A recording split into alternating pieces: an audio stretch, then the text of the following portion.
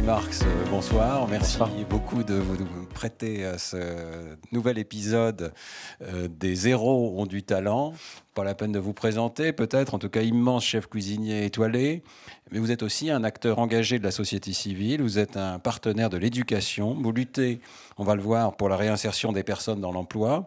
Quelques mots pour vous dire de quoi il s'agit. Il s'agit de passer quelques instants de réflexion, mais aussi de bonheur et d'optimisme avec des personnalités exceptionnelles. Vous en êtes une, évidemment, des personnalités de la science, des arts, des lettres, de l'entreprise, qui ont été choisies parce que, à un moment de leur vie, elles étaient peut-être des zéros.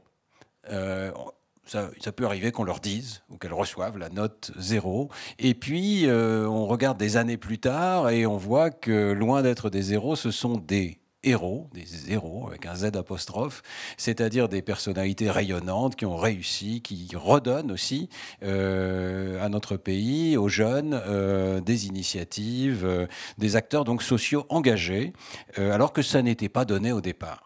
Et l'idée, c'est de regarder avec un peu d'humour aussi, avec lucidité sur le passé, la trajectoire. Quelle est la rencontre? Quels sont les professeurs? Quels sont les parents, peut-être les mentors, qui vous ont tiré d'affaire? Et comment l'école d'aujourd'hui peut tirer profit de ce regard, de cette expérience, pour mieux valoriser la confiance en soi, qui est tellement fondamentale, la diversité des parcours aussi, qui sont très nombreux. Nous avons eu dans les Zéros successivement une violoniste virtuose de l'orchestre de Monte-Carlo, Zhang Zhang, un chercheur et entrepreneur, Sid Quider, un grand navigateur que vous connaissez, Jean Le Cam, un pianiste, chanteur et compositeur, Gilbert Montagnier. Et aujourd'hui, vous, Thierry Marx, merci encore. Pas la peine de vous présenter, peut-être, en tout cas immense chef cuisinier étoilé, mais vous êtes aussi un acteur engagé de la société civile, vous êtes un partenaire de l'éducation, vous luttez, on va le voir, pour la réinsertion des personnes dans l'emploi, et c'est dans ce but que vous avez créé la formation Cuisine Mode d'Emploi, où vous recrutez des apprentis jusque dans les prisons. Vous leur transmettez non seulement le savoir-faire, mais aussi l'optimisme qui est nécessaire pour repartir dans la vie. Et vous avez été élevé au rang d'officier de la Légion d'honneur pour toutes vos actions. Alors, première question, est-ce qu'on peut parler un tout petit peu de votre jeunesse, de ce point de départ? Vous étiez à Ménilmontant, j'ai vu. Oui, non, je peux en parler très facilement. Je suis né dans le quartier de l'Est parisien, Belleville, Ménilmontant. Et on est à la porte de Montreuil, en gros. Ça va être, je dirais, de 0 à 12 ans. Et puis après, c'est le Val-de-Marne, la cité des Boulereaux, puis la cité des Beaux-Labbés. Là, je vais être obligé d'aller en collège, alors que je vais faire mon école primaire à Paris. Donc déjà, il y avait un petit décalage. Mais finalement, une jeunesse voilà, pas enclin à projeter que j'allais devenir un jour chef et chef d'entreprise. Parce que voilà, la scolarité était quelque chose que j'avais beaucoup du mal à percevoir. Est-ce qu'on vous a dit à un moment, tu es un zéro, tu feras jamais rien dans ta vie, ce genre de choses? Oui, non, mais oui, bien sûr. Alors, 0 était la note magistrale du cancre qui était au fond de la classe. Mais autant je me suis accroché en primaire parce que ma grand-mère disait, tu sais, les riches, ils ont le savoir, donc ils ont le pouvoir. Si tu sais lire, écrire et compter, ils ne te voleront pas. Donc en fait, je suis allé rançonner l'État français de ça en disant, au moins, quand on me rend la monnaie, je sais compter. Le collège, le mécanisme, c'est pas produit parce que je voyais pas ce que j'allais faire avec une équation à une inconnue. Je voyais pas ce que j'allais faire avec un texte rédactionnel où il fallait pas faire de plus de 5 fautes. Enfin, j'étais en panique avec ça. Donc immédiatement, ça a été une zone réellement d'inconfort et de me dire non, il faut que je quitte cet univers le plus vite possible. Ça ne me correspond pas.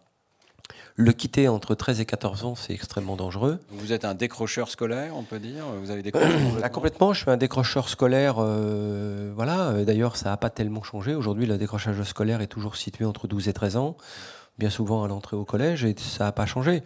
Donc il faut s'interroger évidemment là-dessus. Pourquoi à un moment donné, on décroche et on se sent pas heureux d'apprendre, alors qu'on devrait être heureux d'apprendre. Et ensuite, la vie m'a appris que d'apprendre allait me rendre libre. C'est ça qui est... Mais mécaniquement, si on ne vous l'explique pas dès l'école que l'école est un projet qui va vous rendre heureux, c'est compliqué d'être évalué toutes les 4 matins et qu'on vous dise que finalement, sur l'échelle de valeur que représente une éducation nationale, bah, vous n'êtes pas classable. Vous êtes tout en bas. Ouais. Vous êtes tout en bas. Donc ça fait que ça vous renforce dans une posture qui peut être une posture assez violente pour les autres et assez violente pour vous-même, parce que vous pensez être peut-être dans l'héroïsme, dans le fait de ne pas accrocher à ceux qui seraient finalement ce que nous on appelait les faillots, ceux qui réussissaient à l'école. Et finalement, ça crée un désenracinement de personnes qui est assez dangereux ensuite et vous auriez sur pu l'avenir. basculer à ce moment-là Bah, la bascule, elle est facile dans nos quartiers, c'est-à-dire qu'à un moment donné, soit vous retrouvez un cadre éducationnel. Vous savez, c'est assez simple, hein, la vie est faite de besoins d'un cadre éducationnel. Donc certains le trouvent dans la scolarité, on va apprendre pour faire, et puis d'autres, bah, il faut d'autres paramètres, par exemple faire pour apprendre. Moi, je n'accroche plus avec la scolarité au collège dans ce schéma-là, mais je vais accrocher dans le sport.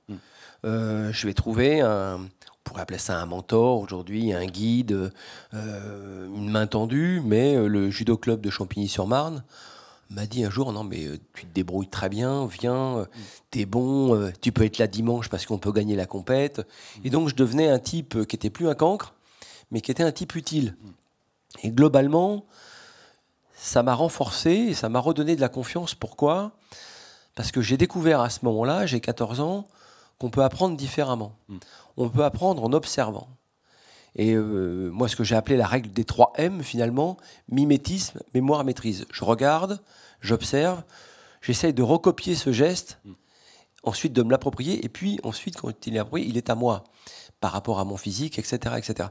Donc j'ai trouvé que le sport avait été de nouveau un cadre éducationnel qui m'a redonné confiance en moi et qui m'a permis de me projeter dans des projets où j'aurais besoin d'un physique et d'une confiance absolue en moi. Et ça, le sport, on peut dire un petit mot là-dessus, mais notre conseil scientifique produit régulièrement des notes appuyées sur ce qu'on sait de la science de l'apprentissage. Et on a produit une note récemment justement sur les effets du sport, activité physique, fonctionnement cognitif et performance scolaire. J'en profite pour le dire à tous les élèves qui sont avec nous aujourd'hui. Il y a pas mal de preuves que non seulement, comme vous l'avez dit, le sport redonne confiance en soi et peut redonner de la motivation, mais que par ailleurs, l'activité physique est bonne pour le cerveau, elle est bonne évidemment pour l'organisme, elle est bonne pour lutter contre l'obésité, etc., mais elle est bonne aussi pour le cerveau, pour mieux apprendre. Bah, oui, moi je suis dans une association où il y a 3500 médecins nutritionnistes, et effectivement, on s'aperçoit qu'un certain nombre de maux physiques viennent du fait d'un manque d'activité physique. Et moi, je déplore souvent en France qu'on ait perdu ce sens du sport, que le sport est devenu, à mon avis, beaucoup trop cher et difficilement accessible. Et il faut redonner. Pourquoi ? Parce que toutes les problématiques qu'on va avoir, et les problématiques cognitives dans le sport, vous allez retrouver. Pourquoi ça va fonctionner ? Parce que vous allez être face à vous-même. Et vous allez essayer de vous redonner une verticalité pour affronter la difficulté. Et au sport, on ne gagne pas parce qu'on est le meilleur. On gagne parce qu'on ne peut pas perdre. Finalement, vous avez tout donné sur un tatami, vous avez tout donné sur un ring, vous avez tout donné sur un stade. Ok, vous n'avez pas gagné globalement, mais vous n'avez pas de regrets. Il y a le titre de l'un de vos livres, parce que vous avez écrit beaucoup de livres, mais qui m'a marqué. Vous avez dit dans le titre celui qui ne combat pas a déjà perdu. Ouais, c'est un bon slogan pour la vie en général. Mais c'est surtout j'ai repris une phrase de Bertolt Brecht, mais c'est complètement, on peut se dire je démissionne, je renonce, j'abandonne, je recule. Mais là, c'est extrêmement dangereux de se laisser dominer par des systèmes, par d'autres personnes qui vont être plus performantes que vous. Donc il faut très rapidement se rendre compte que tout à chacun, on a à peu près les mêmes chances. À peu près les mêmes. Il faut admettre qu'on est différents et inégaux face à la vie. Si moi, je veux être un grand surfeur blond des côtes basques, j'ai tout perdu. Mais je ne m'interdis pas de dire un jour, je ferai du surf. Vous voyez, c'est à un moment donné, s'autoriser des choses, aller au bout de notre ressenti et de projeter des choses comme des projets.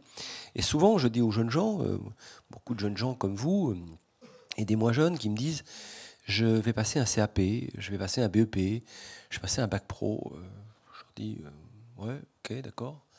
tu veux faire quoi? Et là, il y a un temps d'attente.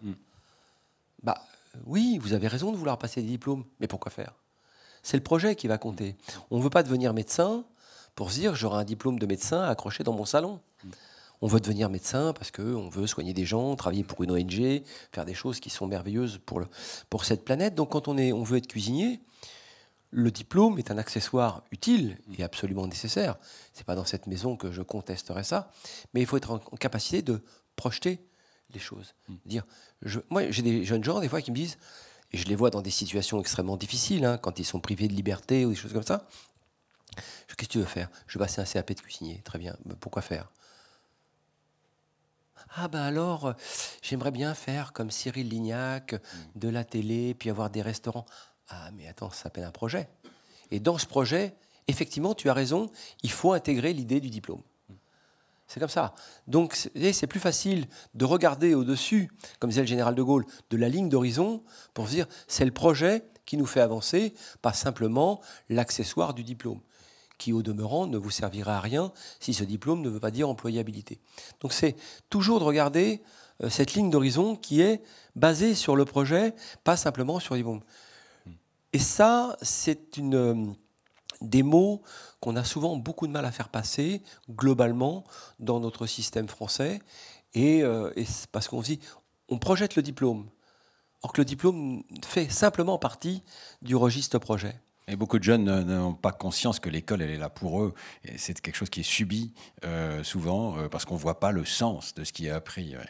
Mais je suis sûr que vous n'avez pas compris ça tout de suite. Je reviens à votre jeunesse. Donc le sport vous a tiré d'affaire vers 14 ans. Et puis ensuite, je voudrais qu'on parle du compagnonnage. Vous avez été un compagnon du devoir et vous avez bénéficié là d'un système exceptionnel. Oui, j'ai été compagnon des devoirs, pas tout de suite d'ailleurs.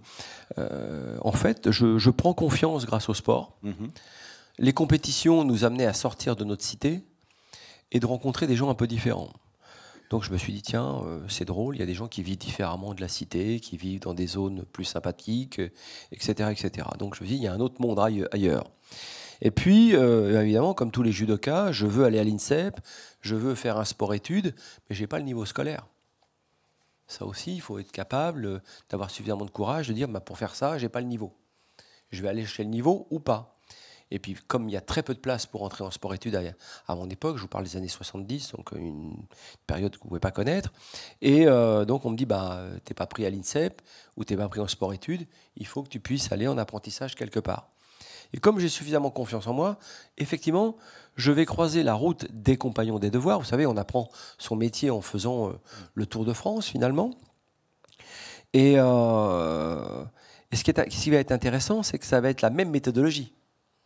J'arrive avec des adultes qui me disent « Écoute, t'as quel âge ?» Bah, j'ai 15 ans. « Écoute, tu me fais 3 litres de crème pâtissière. » Ouais, mais je suis apprenti, je viens d'arriver.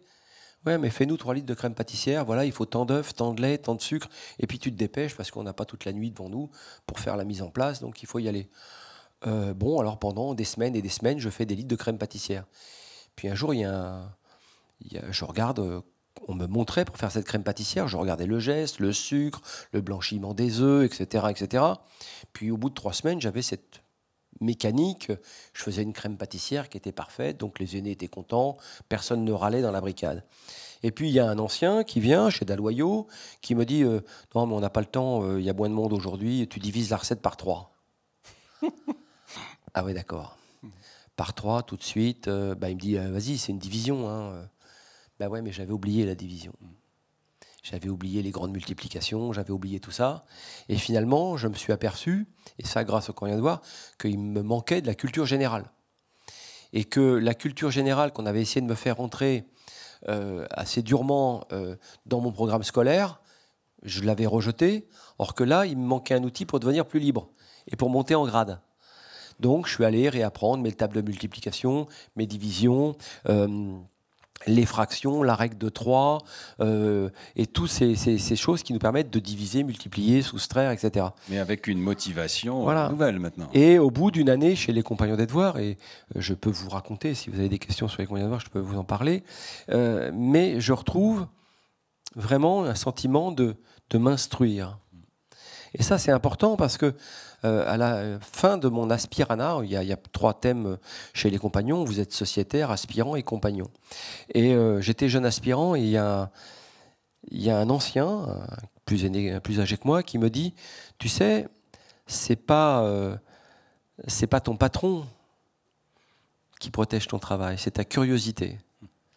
Donc si tu es curieux dans ton métier et que tu progresses en permanence, tu deviendras un homme libre.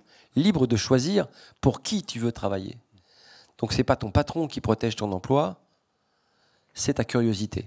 Et donc, ils n'ont cessé d'essayer de me faire comprendre qu'il fallait que je m'intéresse à la littérature de la fin du XVIIIe pour regarder ce qu'avaient fait Carême, Talleyrand et à toute cette époque, d'aller relire les livres de Jules Gouffet sur la cuisine de la fin du XIXe, Escoffier, etc., pour repartir dans mes bases classiques. Mais là, je m'enrichissais d'une culture beaucoup plus générale sur l'apprentissage de l'orthographe, de la grammaire, etc. Et là aussi, je me sentais monter en compétence grâce à cela et d'avoir un outil de liberté. Et chez les compagnons, il y a cette notion d'une relation à un mentor. Alors, il y a surtout cette relation de ne pas s'attacher à un mentor. Ah oui, parce qu'on change régulièrement de. Et oui, de ville par ville, vous allez rencontrer un ancien qui n'est pas forcément issu de votre métier, etc., etc. Mais par contre, vous avez un tronc commun d'apprentissage sur le dessin, sur la culture générale. En général, les cours sont après le travail. À mon époque, c'était comme ça. Et en plus, il y avait des ateliers. Donc, il fallait aller à l'atelier sucre, à l'atelier chocolat, etc., avec des anciens. Donc et puis, c'est vraiment faire pour apprendre, c'est ce que vous disiez. Oui, et puis il y avait la vie de la maison, c'est-à-dire qu'on vivait dans une maison de compagnons, en dortoir, il fallait l'entretenir, il fallait partager les tâches ménagères, etc., etc. Donc il y avait une vie en communauté. Et du soutien les uns des autres, du tutorat. C'est une fraternité d'hommes qui a 900 ans. C'est la première fraternité ouvrière qui va s'émanciper de la monarchie.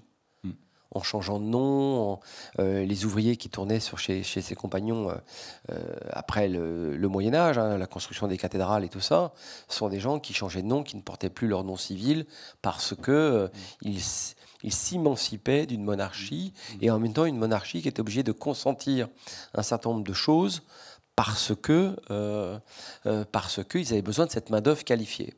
Donc c'est là où on revient, c'est ta curiosité qui protège ton avenir, pas ton patron. Oui.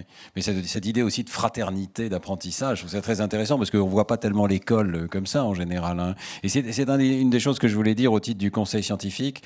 On regarde au conseil scientifique ce qui marche dans différents endroits du monde et ce qui a fait ses preuves sur le plan scientifique en termes d'apprentissage. Et une des choses qui marche, qui est formidable, c'est le tutorat.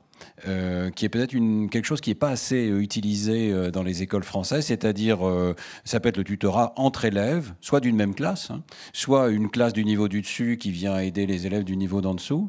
Et on a pas mal de preuves que les deux élèves en bénéficient, c'est-à-dire que le moins avancé, évidemment, il reçoit un enseignement, un feedback personnel, il faut focaliser sur ce qu'il n'a pas compris, mais celui qui est plus avancé, il doit formuler les choses, il doit trouver la manière d'expliquer, il doit essayer de comprendre pourquoi vous n'avez pas compris, et donc l'expérience montre que les deux bénéficient. Ma génération, c'était ça. Si tu travaillais à deux en classe, tu copiais. Mon expérience aux États-Unis et mes enfants qui ont fait un parcours de travailler à deux, c'était collaborer. Exactement. C'est une mécanique un peu différente. Donc ça veut dire qu'à un moment donné, on est seul face à la difficulté. Quand on devient chef et chef d'entreprise, on a une forme de verticalité, j'insiste sur ce mot, et de responsabilité verticale. Mais en même temps, on ne fera pas la cuisine tout seul et on ne réussira pas tout seul. Donc il faut être solitaire dans la décision, mais solidaire de ses collaborateurs pour arriver à remplir la mission. Donc ce qui est intéressant, c'est de dire, bah oui, de toute façon, le travail en groupe bénéficiera à tout le monde. Il y a un proverbe africain, je crois, qui dit on va plus vite tout seul, mais on va moins loin. On va plus loin ensemble. Non, et puis il y a une chose qui est absolument vraie, c'est que quand vous avez la classe du dessus qui aide la classe d'en dessous, ça veut dire que tous les élèves de la classe du dessus deviennent des experts. C'est eux qui enseignent. Et donc la confiance en soi est extraordinairement valorisée dans ce cas-là. Mais tout est par moment à revoir, c'est-à-dire que, y compris la prise de parole en classe. Encore une fois, si on fait de l'école un cadre éducationnel, c'est pas comment on va à l'école. Le problème, c'est que dans notre système scolaire, d'abord, il faut admettre que l'école n'est pas le seul lieu de sociabilisation. Il y en a d'autres. Il devrait y avoir la famille, les clubs de sport, les associations. Tout ça devrait nous apprendre à vivre ensemble et ne pas faire porter uniquement la responsabilité sur l'école.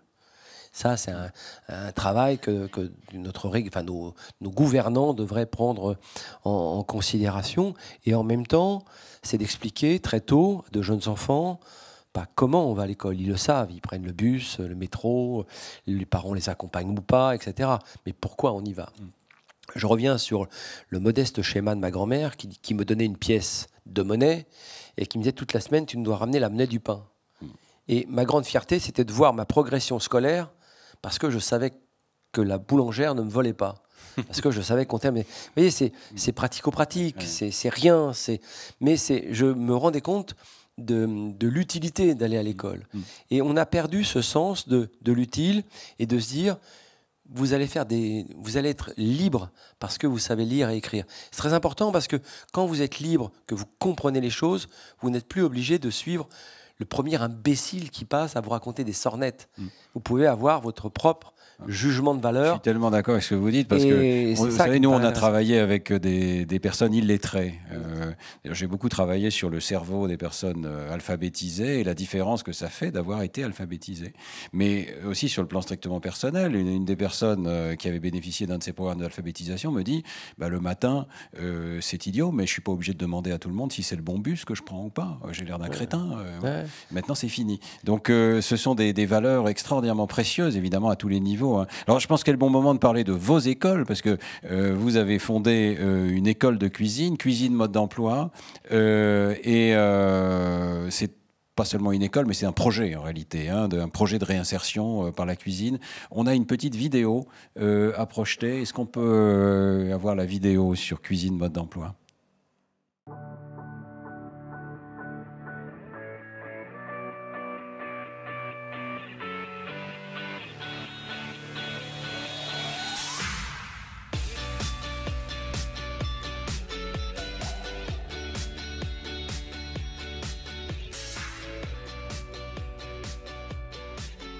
Cuisine Mode d'Emploi est un centre de formation de cuisine, boulangerie et métiers du service pour des personnes en reconversion, éloignées de l'emploi, très éloignées de l'emploi ou sous main de justice. Cuisine Mode d'Emploi forme en gros 250 personnes par an. Aujourd'hui, ça fait 5 ans qu'on est sur Paris. Nous avons ouvert Besançon, Marseille, nous allons ouvrir Lyon et nous travaillons aussi à proximité de la prison de Fresnes.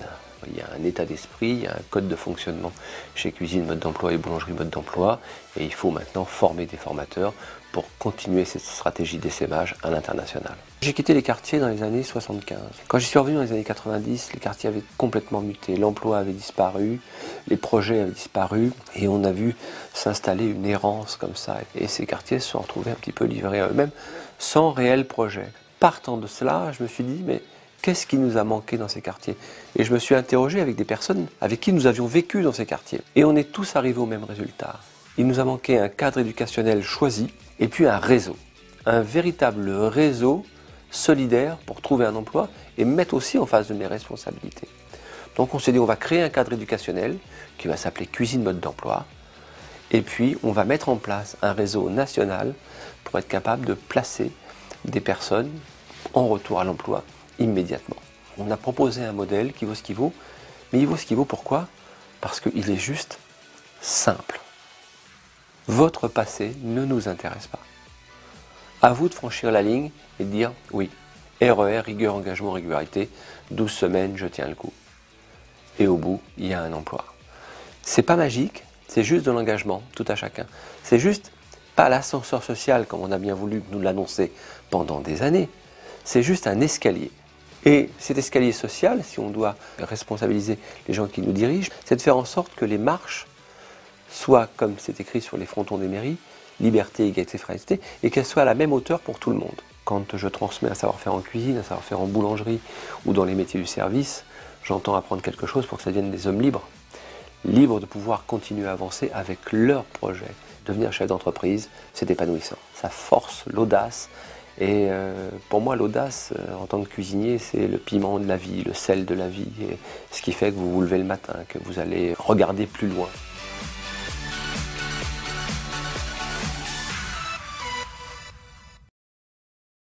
Génial, merci. Alors, donc, cuisine mode d'emploi, quelle est la recette de cuisine mode d'emploi? Et puis, il y a 10 ans de recul, est-ce que ça marche? 10 ans de recul, 10 écoles, 2 écoles à l'international, une à Détroit aux États-Unis et une à Medellín en Colombie. Même programme pédagogique, c'est-à-dire que des personnes qui... D'abord, j'ai un peu de recul par rapport à cette vidéo, il y a des mots que je n'emploierai plus. Est-ce qu'on souhaite un emploi? Je ne crois pas. Je crois pas. Je crois que le mot emploi a fini de mourir à la fin du XXe siècle. Ah, carrément. Ah oui, oui, non, je Pourtant, suis convaincu de ça. On a tous besoin d'un emploi. Je ne crois pas, on a tous besoin d'un projet. Ouais. Moi, quand j'ai des personnes qui ont été sous main de justice ou qui ont manqué d'argent pendant des années, d'aller leur proposer un emploi pour aller ranger des caddies sur un parking de supermarché, ils me disent bah, écoutez, non, c'est pas la peine de les traiter de feignants. Mais par contre, quand je leur dis qu'est-ce qui vous plaisait, quand ils disent ah bah, j'aurais aimé apprendre la boulangerie, bah venez, on va apprendre la boulangerie. Et finalement, je m'aperçois que ces gens attendent un projet maintenant.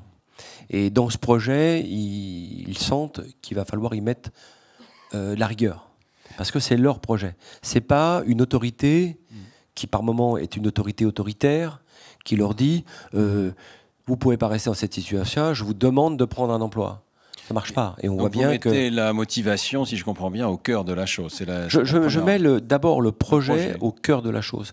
C'est-à-dire que quand je recrute quelqu'un aujourd'hui, dans mes entreprises, bien souvent je recrute des gens qui ont plus de diplômes que moi. Ce qui peut être assez perturbant. Donc je ne sais pas quelles questions leur poser. En général, les ressources humaines ont vérifié la véracité de ce qui est écrit sur leur CV. Donc moi j'ai deux questions. Un, pourquoi vous voulez travailler dans ma compagnie? Deux, vous voyez où dans 2 ans? Il faut travailler avec des gens qui aient de l'ambition. L'ambition d'un projet. Et quand ce sont des jeunes gens, comme ici, je leur dis, mais vous voyez où dans 1 an? Qu'est-ce que vous voulez faire? Et moi, je crée ce lien de confiance avec ça, en leur disant, bon, il y a une mission dans l'entreprise. Aujourd'hui, vous êtes embauché parce que vous êtes une solution à ce poste. Mais ce poste va évoluer, forcément. Vous allez évoluer, vous avez des ambitions. Plutôt que de ne pas se le dire, on va se le dire tout de suite. Et moi, quand des gens me disent « moi, je veux devenir chef bah, », comment je peux t'aider? Tu m'aides à remplir la mission pour laquelle tu es embauché aujourd'hui, mais on continue à parler de tes ambitions personnelles, à quel moment tu veux quitter l'entreprise, pour quel projet, quelle formation tu souhaites avoir, etc. Moi, vous voyez, par exemple, dans le groupe Mandarin Oriental, tous les gens qui sortent d'ici ou d'ailleurs, on leur demande au moins 400 mots d'anglais. Il y a des gens qui me disent « mais attendez, non, j'ai pas ». Donc on leur dit, nous, pas grave. Nous, en interne, on a des cours de théâtre en anglais et vous allez pouvoir vous perfectionner en anglais. Vous n'êtes pas obligé de venir à ces cours. Mais si vous y venez et que dans 6 mois, on évalue votre anglais avec 2 points en plus, on vous fait passer demi-chef de rang.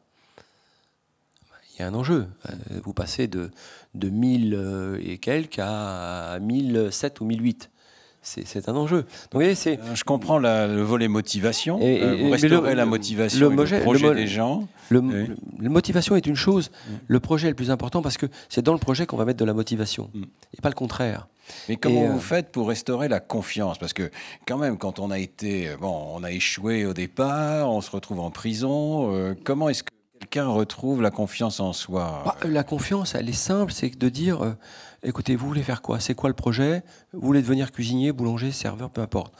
On va se dire une chose, la formation est gratuite, mais il y a une monnaie d'échange. La monnaie s'appelle rigueur, engagement, régularité. Rigueur, c'est votre projet. C'est à vous d'y mettre l'effort qu'il faut. L'engagement, c'est de lâcher la main du passé. Ça, on peut vous aider. La régularité, on va dire que pendant 12 semaines, il n'y aura pas d'absence, pas de retard. D'ailleurs, on prononce toujours 12 semaines, jamais 3 mois. C'est un contrat, quoi. C'est un contrat moral. Qui n'engage à rien finalement. On se quitte bons amis si vous ne tenez pas le coup. Et puis on tire un trait et on dit votre passé ne nous intéresse pas. Ne venez pas nous raconter la 12e mort de la grand-mère ou que le métro était en panne encore ce matin et que c'est tombé que sur vous. Tout ça on connaît. Et c'est pas la peine de nous raconter ça. Donc on va pas se mentir dès le départ. Globalement, on a 92% de retour à l'emploi. Ça veut dire qu'il y a quand même une partie de ces personnes qui se disent « ouais, c'est mon projet et je ne vais pas me voler mon propre projet ». Mais tant qu'il n'y a pas de projet, tant que c'est un emploi par défaut, c'est compliqué de le gérer.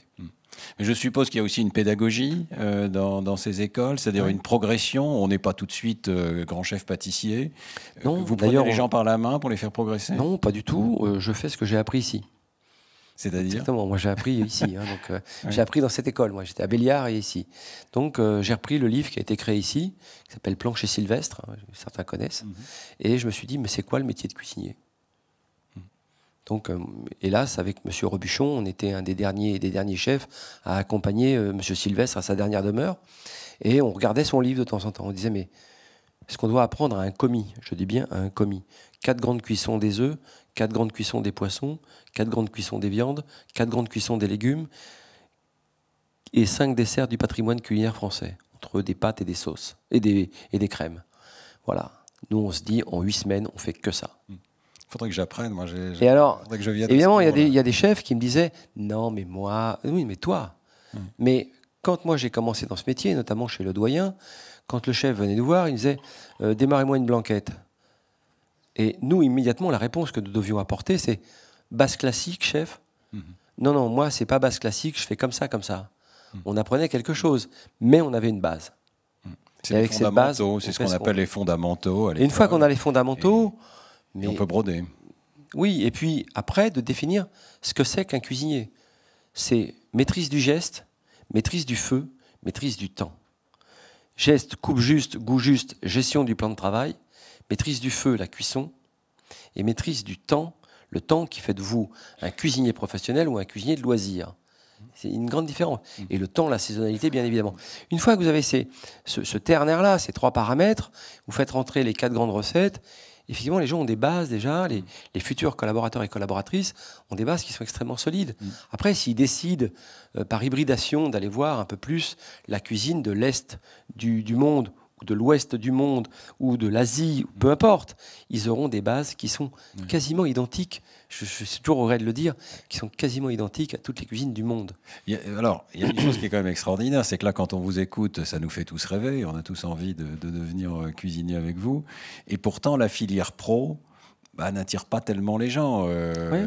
Comment vous expliquez Je suis bien placé pour vous en parler. C'est une filière qui représente quand même 1 300 000 personnes. Certes, maintenant, elle manque d'attractivité. Il faut replanifier ces métiers. Il faut retrouver un angle de rémunération qui soit le bon angle de rémunération et le bon angle de planification. On m'a dit, par exemple, c'est un exemple, plus personne veut faire la coupure. J'ai dit, ah mais merde, ça c'est terrifiant parce que moi j'ai besoin de gens qui fassent la coupure dans certains de mes restaurants. Donc je me suis dit, je vais poser la question à mes collaborateurs, si tu fais la coupure et que tu as une journée de congé en plus, maintenant je n'ai que des volontaires pour faire des coupures. Ouais. Donc les gens me disent, ah ben non, mais si je peux avoir samedi, dimanche, lundi, ça me fait un week-end de 3 jours, c'est quand même plus cool. Ah ben alors moi je veux bien faire la coupure. Et c'est la replanification de notre métier, on n'y coupera pas. Mais en amont, vous ne pensez pas qu'il faut quand même qu'on travaille sur l'orientation des élèves et simplement la réalisation qu'il n'y a pas une hiérarchie linéaire entre les très bons qui sont ceux qui sont bons en maths et puis en dessous ceux qui ont fait la filière pro. Là. J'ai l'impression qu'on n'a pas assez ce sens de la diversité des métiers auxquels l'école globalement, peut conduire. Vous avez raison, on arrive sur les métiers dits manuels beaucoup trop tard. Par défaut, souvent. Par défaut, et moi souvent j'interroge des jeunes, je leur dis, tu te vois où dans 2 ans? J'aurai mon CAP. Ok, tu fais quoi? Ah oui, globalement, je lis dans ses yeux qui me disent, ouais, bonne question.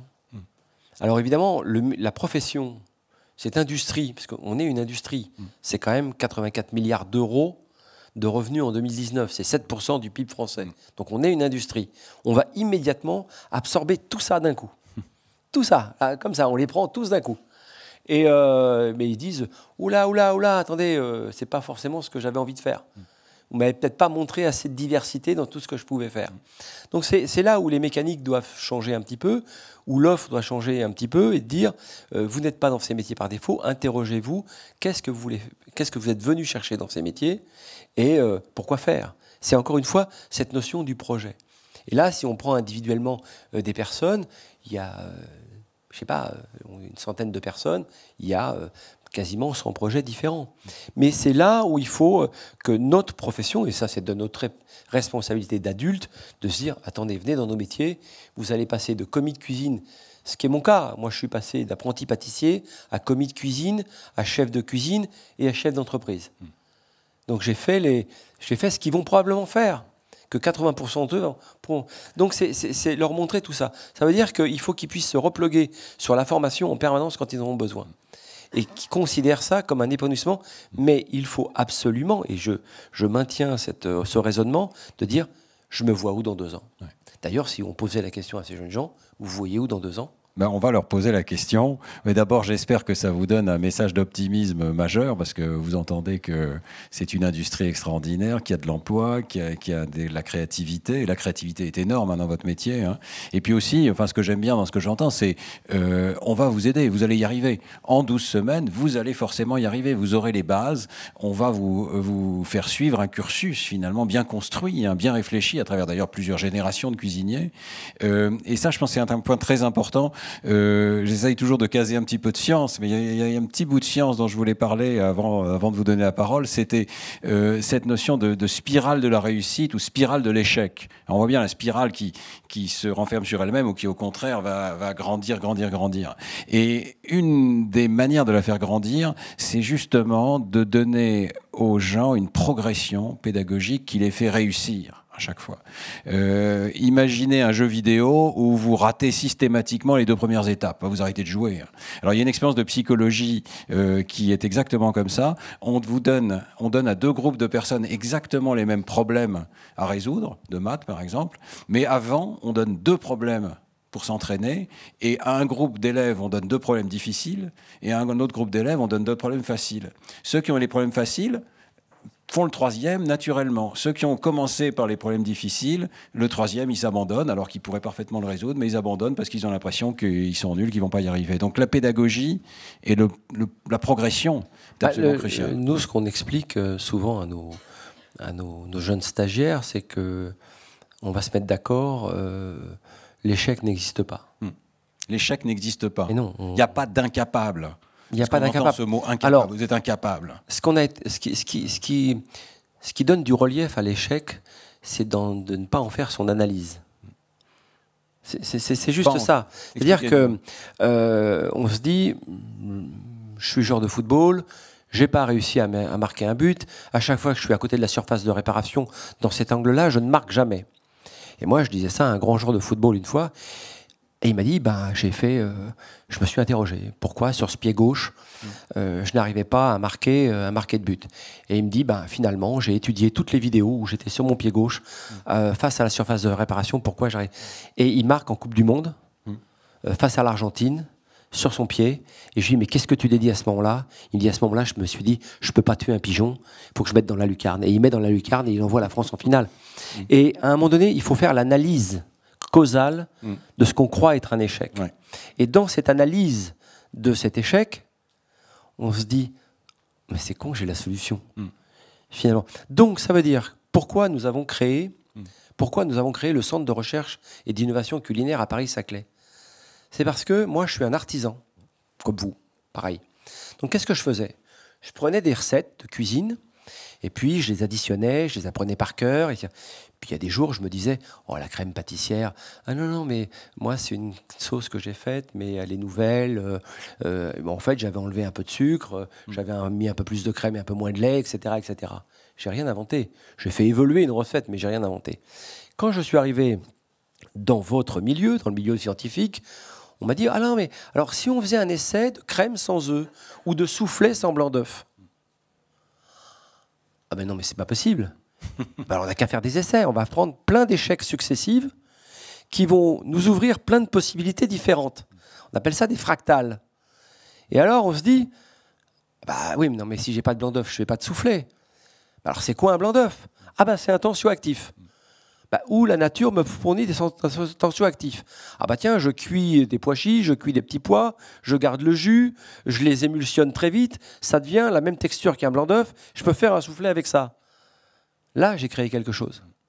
Donc, La création, l'innovation est basée sur un certain nombre d'échecs, des fois qui sont d'échecs effroyables, pour arriver un jour à quelque chose de nouveau. Mais c'est cette théorie de la créativité qui est extrêmement importante, de se dire l'échec, eh bien, quand je suis à Paris-Saclay, quand je fais une erreur de recette, immédiatement, les cuisiniers que je venais, ou les cuisinières, ou les chefs que je faisais venir, jetaient l'essai. Or que les chercheurs qui étaient avec nous, qui sont des ingénieurs, nous disent « Ah non, non, mais jetez pas les essais. Comment vous voulez qu'on fasse l'analyse de ce qui n'a pas fonctionné ?»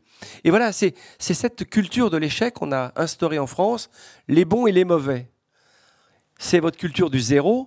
Et finalement, dans le zéro, il s'est trompé, mais il est devenu chef d'entreprise. Il a pris une autre route. Mais il n'était pas zéro, finalement. Il a appris différemment. Non seulement ça, mais l'échec, enfin l'erreur est la seule manière d'apprendre. Bien sûr. C'est ce que je dis dans mon livre sur apprendre. C'est comme ça que le cerveau fonctionne. C'est parce qu'il y a des signaux d'erreur qu'on peut corriger. S'il n'y avait pas de signaux d'erreur, on est désorienté. C'est le signal d'erreur. Je sais pas, tout à l'heure, vous nous parliez de lancer une balle de tennis. C'est en voyant que la balle de tennis a atterri à 1 mètre à droite de la cible qu'on peut corriger le tir en tournant d'un autre côté. C'est comme ça que ça fonctionne, l'apprentissage. Bien sûr. Et c'est comme... Vous allez vivre ça dans vos vies, vous l'avez probablement déjà vécu, cette notion de l'échec, puis cette notion de la chance. Le nombre de fois où les gens vous allez vous dire « Non, mais là, j'ai eu de la chance ».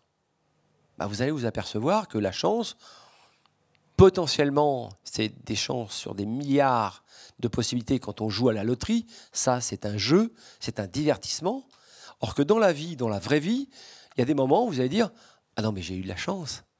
Vous n'avez pas mesuré le travail que vous avez mis en place pour atteindre cette chance. Et on expliquait ça tout à l'heure, tous les deux à table tout à l'heure. Moi, quand j'ai des gamins qui sont en grande difficulté d'estimer un projet, et je vous donne l'exemple, c'est une jeune fille à Sarcelles qui me dit « Moi, je veux passer mon bac, j'ai le droit. » Je lui dis « Oui, personne ne vous refuse l'idée de passer votre baccalauréat. Mais on s'en fout du baccalauréat.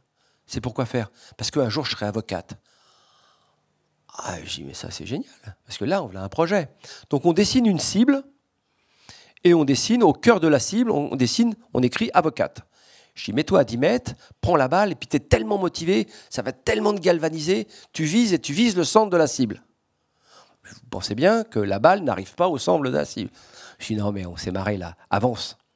Et on trace un trait. Non, mais c'est impossible, là, tu es encore 5 mètres. Avance. Et puis, quand on est tout près de la cible, elle dit non mais là c'est trop facile, j'ai de la chance. Regarde derrière toi, ça c'est toutes les étapes que tu as eu à franchir pour avoir cette chance. Et bien souvent vous dites j'ai réussi quelque chose, ah non mais j'ai eu de la chance. Non, vous n'avez pas eu de chance. Vous avez simplement mis en réalité un certain nombre d'étapes qui fait qu'à un moment donné, vous avez rempli la mission.